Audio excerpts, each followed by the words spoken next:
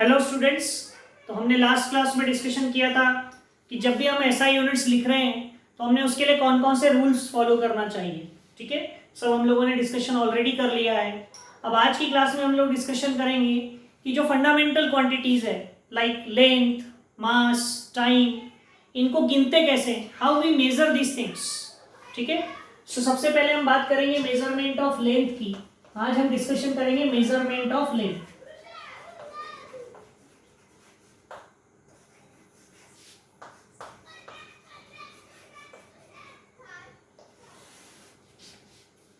हमने जब ऐसा यूनिट्स पढ़ा तब उसमें हम लोगों ने पढ़ा था कि लेंथ का जो ऐसा यूनिट है वो है मीटर। ऐसा यूनिट जो लेंथ का है वो है मीटर।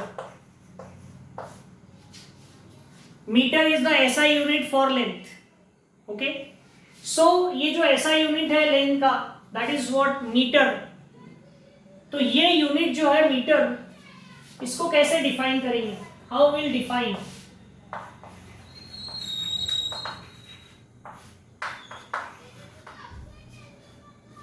कैसे हम इसको डिफाइन करेंगे, ठीक है, तो वो हमें आज डिस्कशन करना है। सबसे पहले तो हमको पता है कि लाइट की जो स्पीड है, ठीक है, इन वैक्यूम और इन एयर की अगर हम बात करें तो वो करीब करीब 3 लाख किलोमीटर है।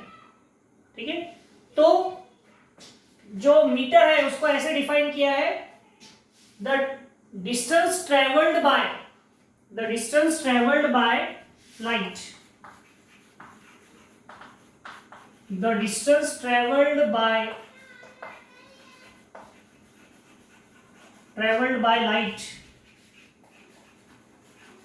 in air in how much time, 1/29 crore. एक नंबर है, याद रखने की जरूरत नहीं है वैसे। 29 करोड़ 97 लाख 92,458 इतने सेकेंड में लाइट कितना डिस्टेंस ट्रेवल करता है। The distance travelled by light in air in this much second is called 1 metre. उस डिस्टेंस ट्रेवल को हम कहते हैं कि वो डिस्टेंस ट्रेवल कितना है, 1 मीटर है। It is called 1 metre distance. Okay, so it is what the definition of 1 metre. ये 1 मीटर की डेफिनेशन। ओके, अब ये जो 1 मीटर की डेफिनेशन है, ओके, इस 1 मीटर की डेफिनेशन से अब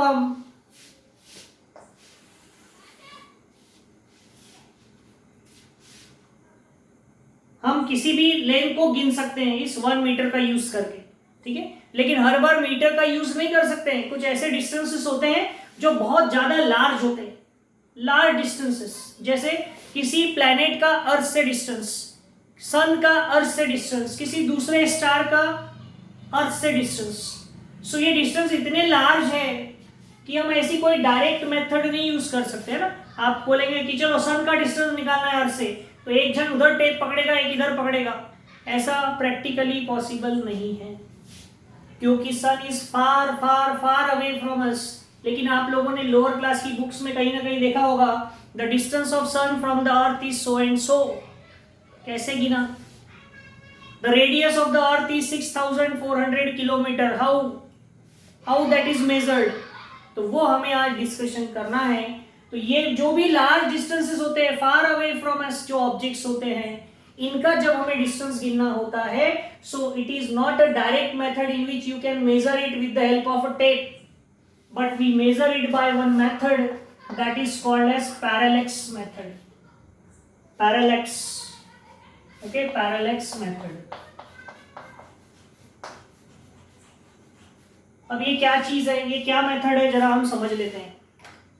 तो ये मेथड अगर समझना हो आपको, तो आप क्या करो, अपने दोनों हाथों को ऐसा स्ट्रेच करो बिल्कुल, और ये आपकी ऐसी 2 फिंगर्स, कोई भी 2 फिंगर्स ले लो, और एक आंख को बंद करो और ट्राई टू ज्वाइन देम। हाथ ऐसा नहीं लाना, ऐसा नहीं लाना, एक आंख ईमानदारी से बंद रखना and try to join these 2 eyes. Fingers तो कभी कभी जुड़ भी जाती है, लेकिन अगर आपने ऐसे दो कोई चॉक्स लिए या कोई दो पेंसिल्स ली और एक आंख को बिल्कुल ईमानदारी से बंद रखकर इनको जोड़ने की कोशिश करो, नहीं जुड़ेगा। और दोनों आंख खोल लो, आसानी से जोड़ पाएंगे आप। या फिर एक और दूसरा तरीका, आप अपनी फिंगर को ऐसे रखो, ठीक है, और पहले ये आपने अपनी, सपोज मैंने अपनी राइट आई क्लोज रखी है और ये फिंगर को ऐसा रखा, राइट आई क्लोज की, ये मुझे यहाँ दिख रही है, और सडनली मैं लेफ्ट आई क्लोज करता हूँ, राइट आई ओपन करता हूँ, फिर इसको चेंज करता हूँ, तो आप ये देखोगे कि आपकी फिंगर की, आप फिंगर अपनी जगह पर ही रखे हुए हो, लेकिन जब आप अपनी आईज को left I right I, left I right I, on off करते हैं, तो यू फाइंड कि ये जो फिंगर है इसकी पोजीशन बदल रही है, जबकि फिंगर हमने वहीं रखी हुई है, हमने फिंगर को चेंज नहीं किया, लेकिन तो भी हमको उसकी पोजीशन चेंज होती हुई फील होती है। तो ये जो है इसे ही कहते हैं parallax. This effect is called as parallax, ठीक है। इस मेथड का हम यूज करते हैं for finding the larger distance. Larger distance निकालने के लिए हम इस मेथड का यूज करते हैं। कैसे करते हैं देखो जरा। अब तो हमने ये देखो, आपको क्लियर दिखेगा कि फिंगर यहां थी, इस आंख को क्लोज करने पर, इसको क्लोज करने पर थोड़ी चेंज हो गई, और हमारी दोनों आंखों के बीच का गैप कितना है, बड़े मुश्किल से, जहां पर हमारी आंखों की वो आई बॉल होती है, जहां से हम देख रहे हैं, है ना, वहां दोनों आंखों के बीच की वो गैप हार्डली 3 और 4 सेंटीमीटर होती है। तो 3 और 4 सेंटीमीटर डिस्टेंस वाली दो पोजीशन से जब आप किसी ऑब्जेक्ट को देखते हैं तो उसकी पोजीशन में आपको चेंज दिखाई देता है। सिर्फ 3-4 सेंटीमीटर की गैप है दो पॉइंट्स के, दो आईज के बीच में। अगर हमने ये डिस्टेंस को और बढ़ाया तो डेफिनेटली आपको और ज्यादा पैरेलैक्स वहां पर दिखेगा। तो इसी टेक्निक का यूज करते हैं हम। करते क्या है देखो, जैसे कि मान लो ये कोई एक स्टार है, it is a star far away from us and it is earth, ये अर्थ है। हमें इस स्टार की पोजीशन निकालनी, डिस्टेंस निकालना है फ्रॉम द अर्थ। तो हम क्या करते हैं, अर्थ पर यहां एक पॉइंट लेते हैं ए और यहां एक पॉइंट लेते हैं बी, इनके बीच का कुछ सर्टेन डिस्टेंस है, what ever is the distance, D ले लिया डिस्टेंस, कोई भी सिलेक्ट कर लिया हमने, 1 kilometre, 2 kilometre, 5 kilometre, 100 kilometre, what ever distance you want, और यहां से हमने इसको ऑब्जर्व किया, और उसी समय यहां से भी हमने उसको ऑब्जर्व किया। हमको गिनना है ये डिस्टेंस कितना है, ये और ये करीब करीब सेम ही होंगे, क्योंकि फार अवे फ्रॉम अस है, तो ज्यादा फर्क नहीं पड़ेगा उस पर। तो हमने ये डिस्टेंस तो हमको पता है दो पोजीशंस के बीच का, और ये एंगल भी पता हो जाएगा। कैसे, यहां से देखने पर और यहां से देखने पर ये एंगल कितना बन रहा है ये हम इजीली निकाल सकते हैं। आप बोलेंगे सर वहां स्टार पे जाके कौन गिनेगा कि एंगल कितना है। अरे तो हमको वहां जाने की जरूरत नहीं है, हम साइंस के स्टूडेंट है, हमने मैथ्स हमको आना चाहिए। मैंने पहले ही बताया आपको, फिजिक्स तभी आएगा जब आपका मैथ्स बहुत अच्छा हो। तो क्यों जाएंगे वहां गिनने, हम ये वाला एंगल गिनेंगे कितना है भाई, और ये एंगल गिनेंगे कितना है। और हमने पढ़ा है 9th में कि ट्रायंगल के तीनों एंगल का सम 180 होता है। तो हमारे पास ये दो एंगल मिल गए, इन दोनों का सम करके 180 से माइनस करना, तो आपको थीटा यही मिल जाएगा, स्टार पे जाने की जरूरत नहीं है। इतना सब डिटेल लिखना नहीं है, हमको पता होना, नहीं तो एक आधे किसी ने पूछ लिया आपको कि अच्छा ठीक है आप डिस्टेंस निकालना चाह रहे हो, तो हम सर ने हमको बताया कि डी गिनो, थीटा गिनो, निकल जाएगा डी। फिर कोई पूछेगा अच्छा थीटा गिनने कौन जाएगा स्टार पे, तो थीटा गिनने स्टार पे जाने की जरूरत नहीं है। आप ये दो एंगल्स गिनेंगे और angle sum property of triangle लगाकर ये थीटा निकाल लेंगे। हमारा एम क्या था, इस स्टार का अर्थ से डिस्टेंस कितना है वो फाइंड आउट करना। तो हम क्या करेंगे, ये जो थीटा है इसका फॉर्मूला क्या होगा, ये स्मॉल डी अपॉन ये डिस्टेंस जो है इसको कैपिटल डी ले लेते हैं, small D upon capital D. तो इसमें से कैपिटल डी का फॉर्मूला क्या हो जाएगा, डी अपॉन थीटा। तो बड़े आसानी से आप D, distance of the star from the earth, easily निकाल पाएंगे। और जो दो चीजें हमने उसको निकालने के लिए इस्तेमाल की है, स्मॉल डी ये हमारे हाथ में है, हमको डिसाइड करना है कि ए और बी के बीच का डिस्टेंस हमने क्या लेना है, 1 किलोमीटर लेना है, 5 किलोमीटर लेना है, 10 किलोमीटर लेना है। और उसके हिसाब से थीटा की वैल्यू आएगी, ठीक है। और थीटा मिल गया, डी मिल गया, तो easily you can calculate capital D. Okay, तो इस तरह से आप ये पैरेलैक्स मेथड का यूज करके किसी भी स्टार, किसी भी दूसरे प्लैनेट का डिस्टेंस हम निकाल सकते हैं from earth. This method is called as parallax method. Okay, इसी मेथड का यूज करके आप अर्थ का डायामीटर, मून का डायामीटर, किसी दूसरे प्लैनेट का डायामीटर भी निकाल सकते हैं। वो कैसे, अब हम वो डिस्कस करते हैं। ओके,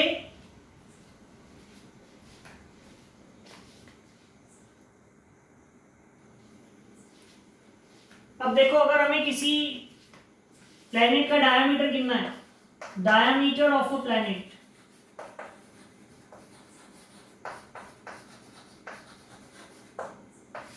तो वो हम कैसे करेंगे। देखो, we are on earth, suppose करते हैं अर्थ पर हम यहां हैं और ये कोई प्लैनेट है, इसका डायामीटर हमको गिना है, ये इसका डायामीटर, ये हमें गिनना है कितना है। तो हम क्या करेंगे, इस पॉइंट से यहां और यहां दोनों जगह फोकस करेंगे, इसको स्मॉल डी कहते हैं, ठीक है। तो हम स्मॉल डी गिनना है हमें, ये एंगल जो है इसको समझो हमने अल्फा कह दिया, और ये जो डिस्टेंस है, ये डिस्टेंस है मान लो कैपिटल डी, जो हमको पहले से पता है। पहले हम डिस्टेंस निकाल लेंगे ये मेथड का यूज करके, है ना। पहले उस प्लैनेट का डिस्टेंस निकाल लेंगे फ्रॉम द अर्थ, यानी कैपिटल डी हमको ऑलरेडी पता है, अल्फा हमको पता हो जाएगा, ठीक है। कैपिटल डी पहले निकालना पड़ेगा इस मेथड का यूज करके, उसके बिना नहीं होगा, है ना। अब हमको निकालना है डायामीटर, तो अल्फा का फॉर्मूला क्या होगा, अपोजिट अपॉन एडजेसेंट, यानी small D upon capital D. So small D क्या हो जाएगा, अल्फा इंटू डी। इस टेक्निक का यूज करके हम उस प्लेनेट का क्या निकाल पाएंगे, डायामीटर निकाल पाएंगे। तो इजीली आप उस प्लेनेट का डायामीटर कैलकुलेट कर पाएंगे, ठीक है। तो ये टेक्निक का यूज करके हम डिस्टेंस ऑफ द प्लेनेट और distance of the star from the अर्थ निकाल सकते हैं, या किसी प्लेनेट या किसी स्टार का या अर्थ का हम डायामीटर निकाल सकते हैं। अर्थ का अगर डायामीटर निकालना है तो हमको किसी दूसरे प्लेनेट पर जाना पड़ेगा या मून पर जाकर अर्थ का डायामीटर निकालना पड़ेगा, क्योंकि एंगल वहां से मिलेगा, अर्थ पर रहकर अर्थ का एंगल नहीं मिल सकता। तो ये टेक्निक्स जो है दोनों ही ये पैरेलैक्स मेथड पर बेस्ड है। ये कब यूज करते हैं, जब आपको लार्जर डिस्टेंसेस मेजर करना हो। स्मॉल डिस्टेंस मेजर करने के लिए ये टेक्निक का हम यूज नहीं करते। स्मॉल डिस्टेंस अगर गिनना है तो हमारे पास डायरेक्ट मेथड अवेलेबल है, मीटर स्केल होती है, सेंटीमीटर, मिलीमीटर, माइक्रोमीटर, नैनोमीटर, ये सब होता है, ठीक है। ये स्केल है। और डिवाइस क्या है, अगर आपको लार्जर डिस्टेंस नहीं स्मॉलर डिस्टेंस अगर गिनना है, so we do not use parallax method. उस केस में हम लोग क्या करते हैं, देखो आपने देखा होगा आपके पास जो ज्योमेट्री बॉक्स में स्केल होती है उसमें आप सेंटीमीटर, मिलीमीटर में डिस्टेंस गिन सकते हैं। इससे बड़े डिस्टेंस गिनना है तो मीटर में गिनते हैं, मीटर टेप होती है, सेंटीमीटर, मिलीमीटर। इससे भी और छोटे डिस्टेंस होते हैं, इससे छोटे डिस्टेंस अगर गिनना है माइक्रोमीटर। तो मिलीमीटर, माइक्रोमीटर गिनने के लिए जैसे किसी सपोज ये एक आध ये पेंसिल है, इसका डायामीटर निकालना है तो आप स्केल से नहीं गिन सकते, तो उसके लिए एक डिवाइस आता है, उसका नाम है वर्नियर कैलिपर।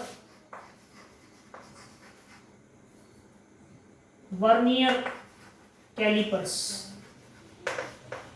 आपको ये प्रैक्टिकल्स में भी होता है ना, फिजिक्स प्रैक्टिकल्स में भी ये यूज होता है। आप जब क्लास आएंगे फिजिकल फॉर्म में तब मैं आपको ये वर्नियर कैलिपर्स दिखाऊंगा, ठीक है। फिर इससे भी और छोटे डिस्टेंस गिनना हो तो ये होता है स्क्रू गेज। वर्नियर कैलिपर और उससे छोटा होता है स्क्रू गेज। यानी माइक्रोमीटर में अगर डिस्टेंस गिनना है, जैसे पेपर हमारी टेक्स्ट बुक का जो पेज होता है उसकी थिकनेस गिनना है, तो वो थिकनेस हम लोग गिन सकते हैं स्क्रू गेज का यूज करके। So vernier caliper, screw gauge, okay. Then अगर इससे भी छोटे डिस्टेंस होते हैं जैसे कि एटम का न्यूक्लियस, एटम का साइज, ये आप लोग स्क्रू गेज, वर्नियर कैलिपर से नहीं गिन सकते हैं। क्यों? वो दिखते ही नहीं। तो जो दिखता ही नहीं उसको कैसे गिनेंगे? तो उसके लिए भी और छोटे डिवाइसेस होते हैं, उनको कहते हैं इलेक्ट्रॉन माइक्रोस्कोप,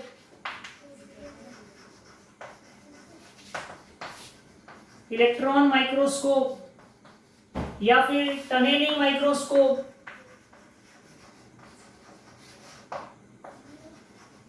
ऐसे और छोटे छोटे डिवाइसेस होते हैं जिनका इस्तेमाल करके हम क्या फाइंड आउट कर सकते हैं? Size of atom find out कर सकते हैं। ठीक है, size of atom, size of nucleus, that can be find out with the help of this. तो इस तरह से जितनी भी लेंस है, चाहे वो एकदम साइज ऑफ एटम से लेकर distance of the planet, distance of the stars हो, ये सब हम फिजिक्स में गिन सकते हैं। बस सबको गिनने का तरीका अलग अलग होगा।